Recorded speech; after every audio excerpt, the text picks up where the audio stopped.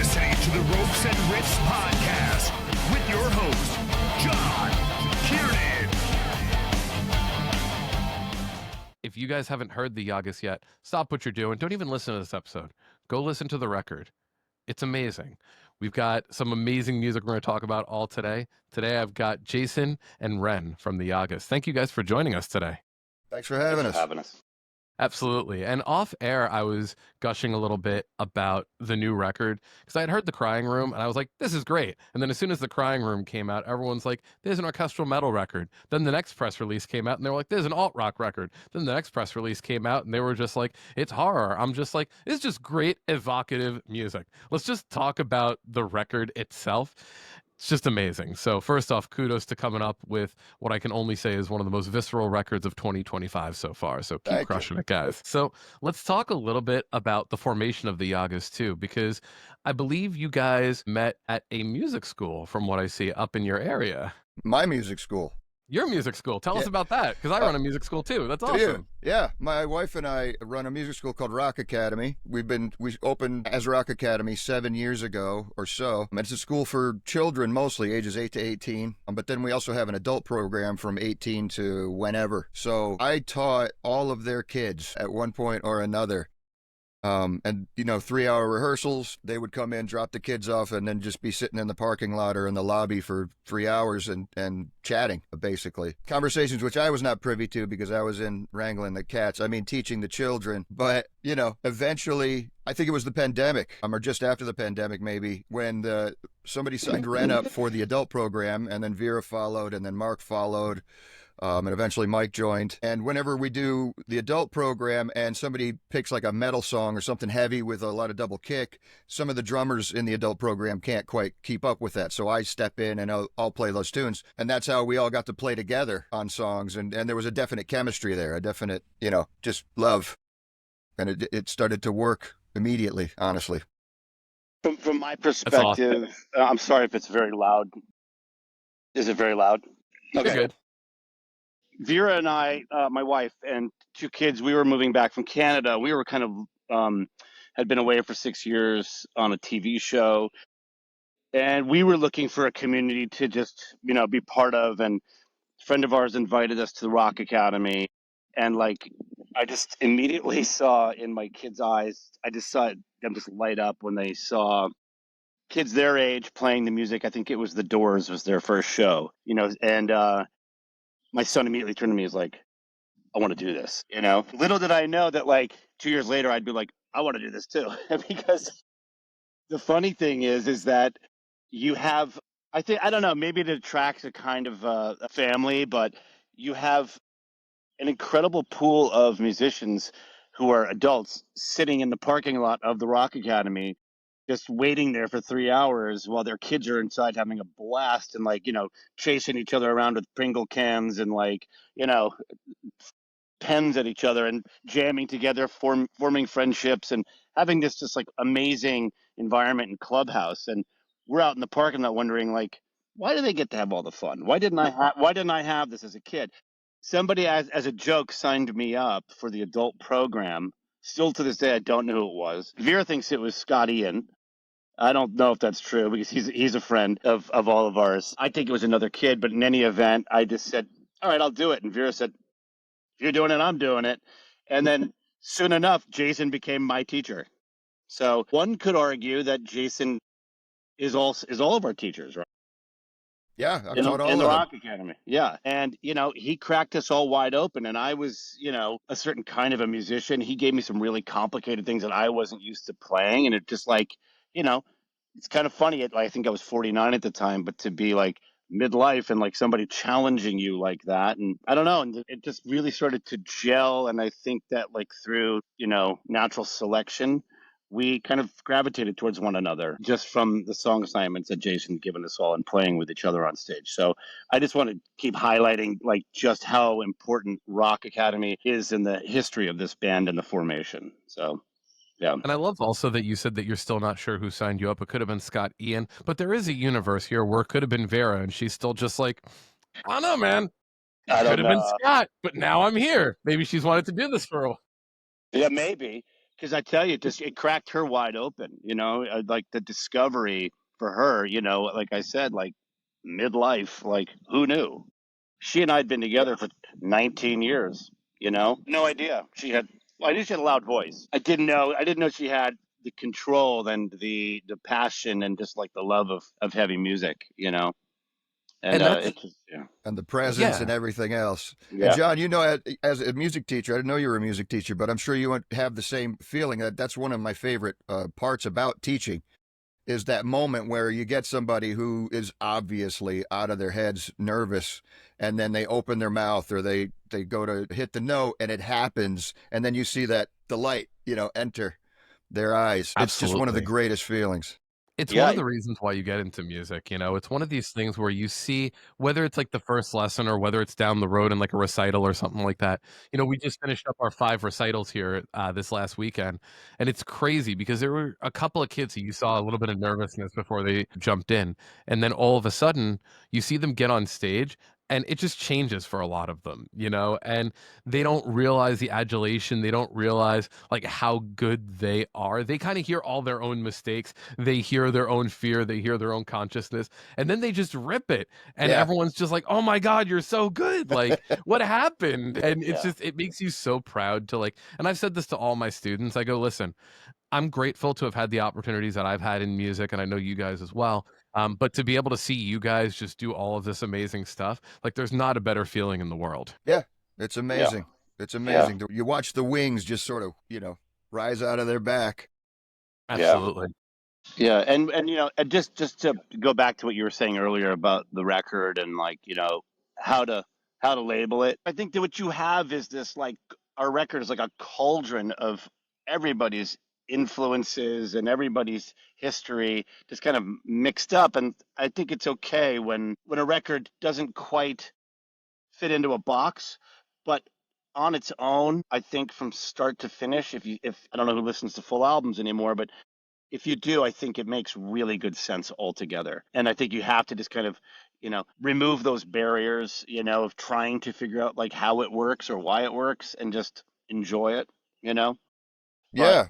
yeah, and I think and Jason did a really great job of sequencing the record, I think, to kind of solidify that. I didn't really have any idea how to do that. And he somehow it just kind of feels like this bookended, journey of grief and love for me. That's what I get listening back to it. Yeah. It's I feel like we went into it intending for it to be a visceral experience, maybe not necessarily understanding how that would work or how that would come out, but it's, whenever you enter a project, as long as you do it with an open mind and a love for the people around you, you tend to find your way. You tend to find the path to wherever you're trying to get to collectively. A lot of the times it was just a matter of being in a room and throwing out ideas and going, we like the idea, but it's not going to work for this part. So we're going to cut it. But let's try something new.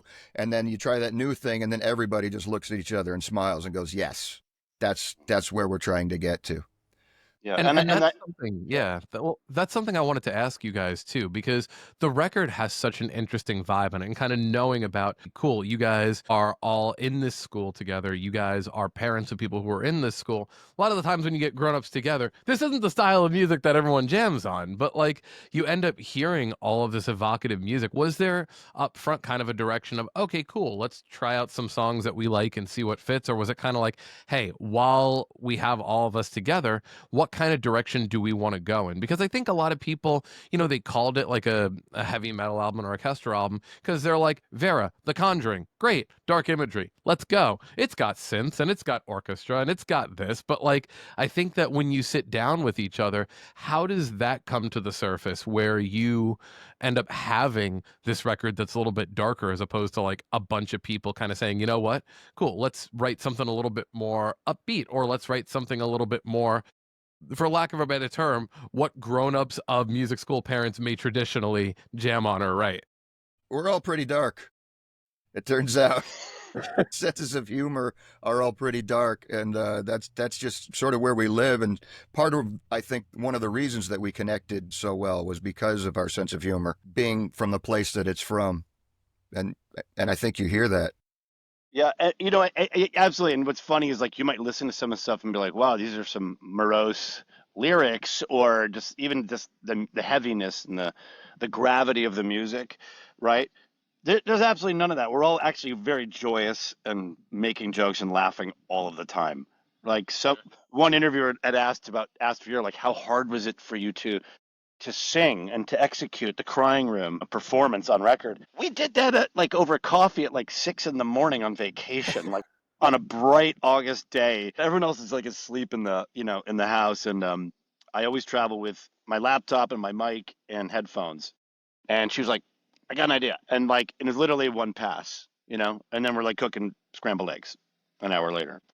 Yeah, but also there's no premeditation, I don't think, in any. We never have actually gotten together and said, let's try to write one of these. It's just like someone has an idea and it just kind of just gets built on, right? You were mentioning the crying room earlier and where that sort of came from. We were on tour. We take the kids on tour every summer, and we were in Vermont playing a church, an abandoned Catholic church. And on one side, it was a walled off area that said choir. And on the other side was a walled off area that said crying room. Neither my wife nor me was raised Catholic, so we had never seen anything like that. So we were both like, crying room? That's amazing. So Acacia texted Vera and was like, you're not going to believe what I'm looking at right now, because we had never heard of a crying room, frankly. So we got back on the bus. Acacia wrote some lyrics down and sent them in. And then, of course, what Ren just said, Vera heard that melody at like 6 a.m. and got up and did that, turned it from something that we were just like, sort of boggled by the idea of a crying room. We were boggled by it, but Vera turned it into the emotional catharsis that the song actually became. The thing that I love about the record too is, and I always love it when bands do this, it's like the lyrics, I cannot hide from your advantage, or from your advances, the hedonistic gross malfunction, the listless labyrinth plight. We're totally bringing out the dictionary on this, ladies and gentlemen. I love this. You have such an evocative record, but it comes down to the lyrics too. It comes down to this concept of how are we going to go ahead and get this emotion? Let's go ahead and use as many of these different kinds of topics as possible. Who's responsible for the lyrics in the band? Is that Vera also, or is that kind of you guys all together? Because it sounds like it's a really collaborative process of whoever's coming up with this part really helps drive that narrative forward. Yeah, it's song by song, but Okay. Go ahead, Jake, go. I was going to say that lyric that you just read, that was all Vera. But I've written some of the lyrics, and my wife Acacia has written some of the lyrics to the album. Acacia has probably collaborated on over half the record with Vera. Wow. They have a good partnership, like lyric writing partnership. Some songs were inspired by Acacia's writing, even. It wasn't like trying to just put words to music always. We just happened to have like a piece of music that worked, and Acacia had sent over these lyrics about like being in this crying room, and it just worked. But it's funny because the song Anhedonia, I don't even know where we recorded that, but when I first met Vera 20-something years ago, she used to carry this like dictionary, like day-to-day book with her called a Flip-O-Matic, where every day you get a new word. Okay. And I always thought like it's a bit nerdy, like, but it was funny. Like she just like carried it around in her purse. She has always had a love of words, as I know Jason has. I wrote not one word of that record, not a single. Maybe I named a song or two, but that's yeah, you definitely did. I remember getting tracks with the title already listed and no lyrics, no words, no anything. Well, sometimes Vera would be like, "What's it?" I'd write a piece of music, and she'd be like, "What's it about?" And I'd be like, I guess it's about me dying." That's the fourth time you said that this week. Yeah, I'm right. Sorry, but I'm not thinking anything. I swear. Yeah.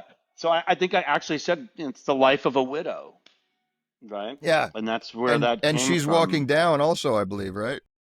Don't remember. Again, this was a weird one. This was like, everyone has like their little magic hour. If you're Terrence Malick, it's shooting between 4 and 6 p.m. 3 months out of the year. I like those hours. Yeah. For Vera, it's 5:30 to like 7 a.m. Where I don't know. I don't like those hours. I know you don't. That's when you're like going to bed. That's exactly when I'm heading to bed.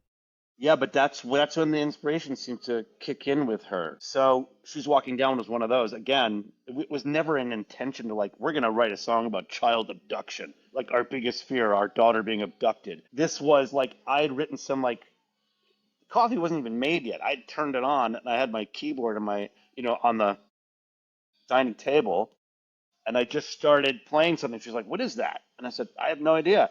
And then she went to change the laundry, and by the time she came up, she had the lyrics done. And we literally just like it was just like boom. But then, don't get me wrong, the song needed a lot of work after that.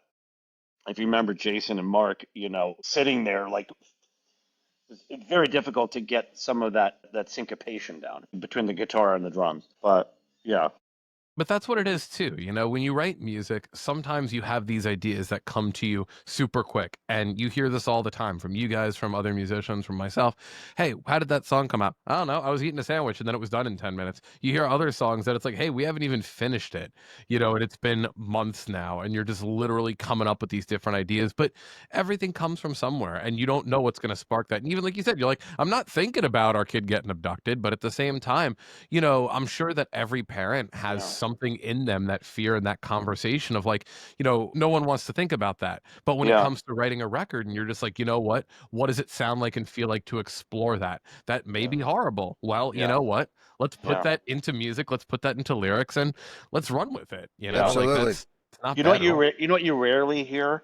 I went to the studio at 10 a.m. I sat down to write this kind of a song, and I wrote a song. You never hear that. Well, What you hear, in uh, one case, I've only ever heard of that in one case, and that was Bowie. Because really, because What I song know was that? Bowie's bass player, and she said that it was every day. You go to the studio at a certain time, they would be done by a reasonable hour, and that's just how they worked. wow, But they But were that's the probably in the only time studio I've every ever heard day of that. too. They were probably just like, you know what? Like you go to the studio for 30 days, we'll put out 10 songs and we have 20 in the chamber. So I could see that kind of being a thing too. yeah. Yeah, yeah. But I I'm think not. that, but I think that everyone works. And I know this, and I'm sure you do from teaching as well. Every single person works in their own way, and there's no right or wrong way to do it. And that's the difference. I was talking to one of my students before about the difference between your work and your job, right? Your job is where you go somewhere, you clock the hours, and then you leave. Whereas your work, you don't ever count the hours. Your work is done when the work is done. The research scientist's work is done when the cure is found. The artist's work is done when the masterpiece is finished. That's counting the hours or counting the minutes or anything like that doesn't really matter if you're doing what you love. I agree with that. Yeah. And I've even talked to some of my students because I teach songwriting and composition too with some of them. And I go, you also have to, because sometimes you'll have students who come in and like a week will go by, you're like, hey, did you write this? No. And I tell them, listen, there's work music and there's art music. Your art music, you can always take this long amount of time to do whatever you need to, right? The work music, sometimes if you're getting hired to do a session, or in my case, if we're going over a certain scale, a certain mode, or a certain chord, saying, hey, leverage this. Just write a piece with it, understand it, do it. Because if you get it out there, you may not like everything you write, but you've gotten it out there. And now you can choose what else to do with it. So I even sometimes say when it comes to comp, like there's those two different sides of being able to say, here's something you're being asked to do that you just got to kind of drill it out and go.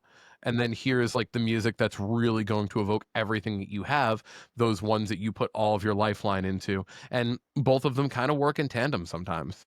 Sure, I've got friends that they insist on writing a song a day.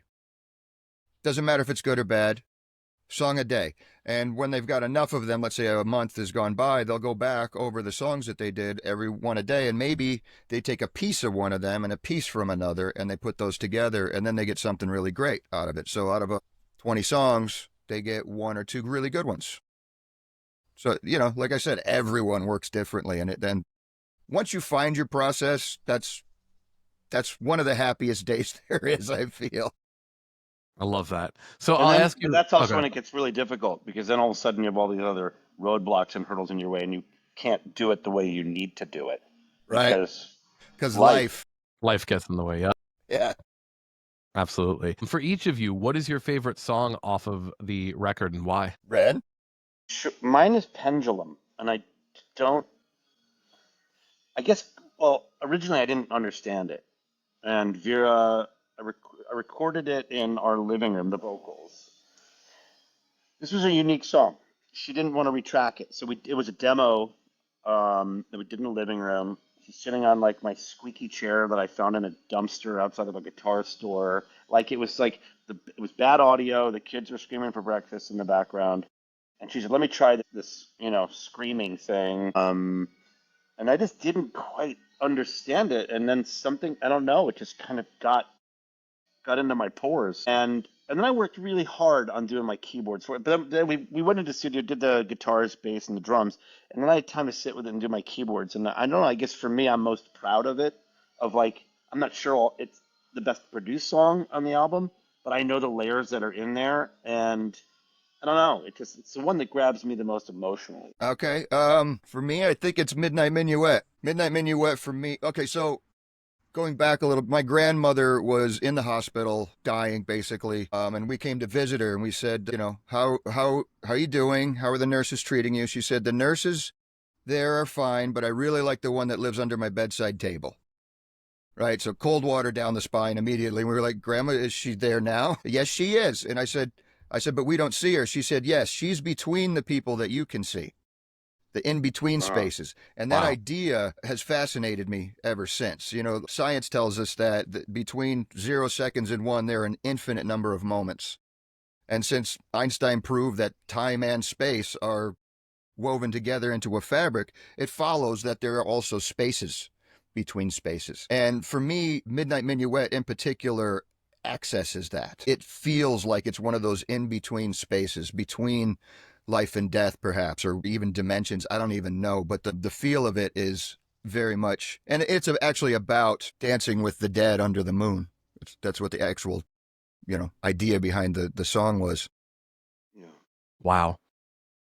That's crazy. It's funny. I tell my students I wrote a song one time for a film called The Moments in Between Breathing. We often think of like time as this, as if something has happened and then something is going to happen, right? Yes. But there are all these moments before you say that thing that you want to say, before just those things before the actions happen. And it's very much like what happens in those spaces, what happens in what you can't see, what you don't know. Or what you Yeah. don't normally see. I think You it's the don't normally job of see. the artist to pick that out.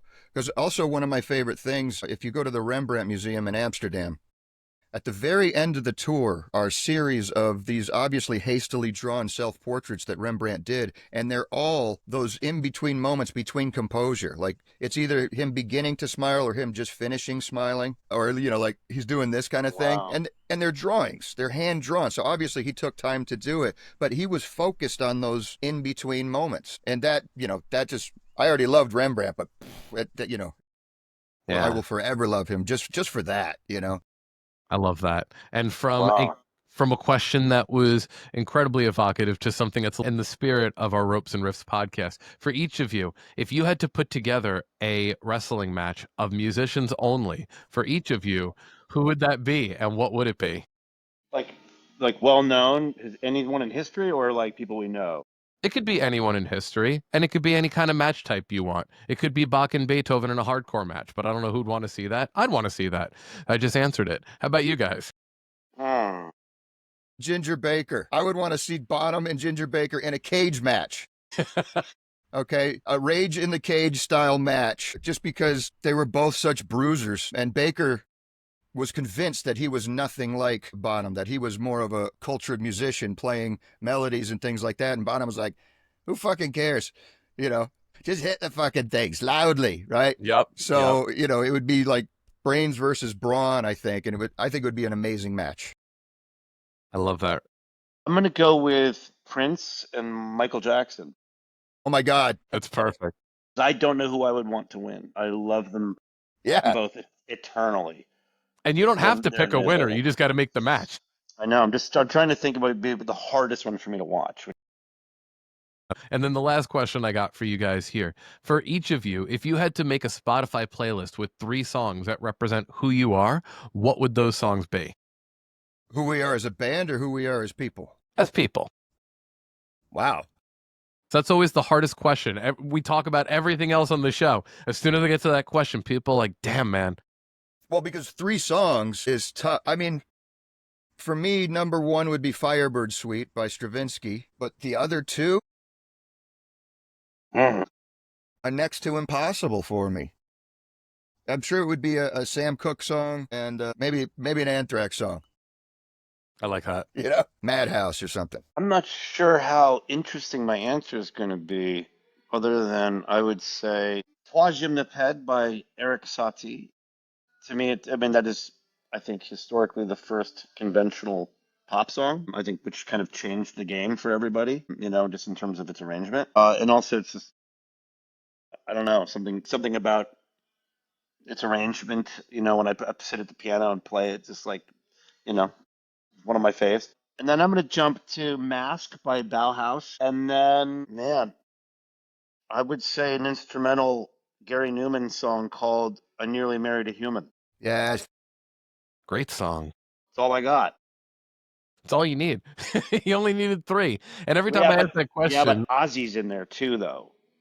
It's yeah. something from Diary of a Madman, that like when I was sitting in 7th grade and like listening to that, and that's Ozzy's when like an archangel. You know, if you've got your Trinity Yeah. up there, then everything. Ozzy's just an archangel, yeah. always included.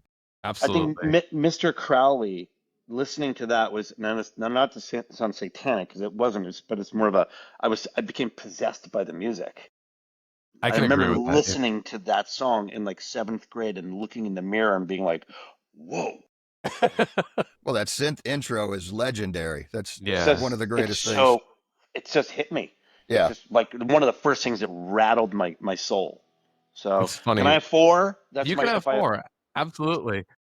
I love that. I love Can that. I have 400?